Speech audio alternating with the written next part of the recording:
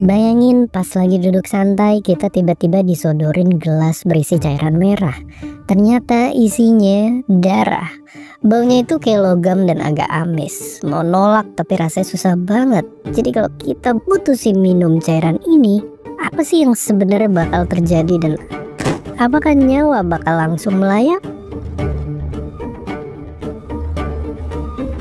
Jawabannya enggak, tapi dari awal kita bakal ngerasa pengen muntah gara-gara tubuh kita nolak zat asing.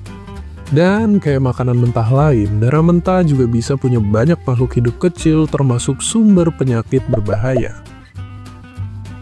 Dan gak cuma itu, minum darah juga bisa bikin kita kebanyakan zat besi. Karena masalahnya tubuh kita tuh gak punya sistem buat ngolah kelebihannya.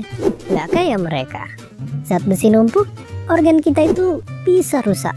Tapi gilanya, dulu minum darah tuh adalah hal yang biasa aja, bahkan dianggap berkhasiat. Gimana ceritanya? Jadi ratusan tahun lalu banyak mitos kalau minum darah itu bisa ngasih kekuatan. Di Eropa, penderita penyakit kejang-kejang mungkin nggak bakal diobatin, tapi disaranin buat datang ke tempat eksekusi. Bukan buat langsung tapi di sana kalian bakal deketin salah satu jasad penjahat yang baru dieksekusi. Terus kumpulin darahnya dan minum. Selain itu, lebih dulu lagi pas zaman Romawi, banyak orang yang ngambil darah berceceran bekas pertarungan para gladiator. Mereka percaya dengan minum itu, mereka itu bisa ikut kuat kayak pemilik darahnya. Ya, semua ini cuma mitos, nggak ada beneran yang terbukti berkhasiat secara sains. Makanya minum darah itu cuma dilakuin sama vampir di film-film. Atau ternyata nggak juga. Tenang, vampir itu nggak beneran ada. Tapi manusia-manusia yang anggap dirinya vampir ada. Penyebabnya karena kondisi mental ini.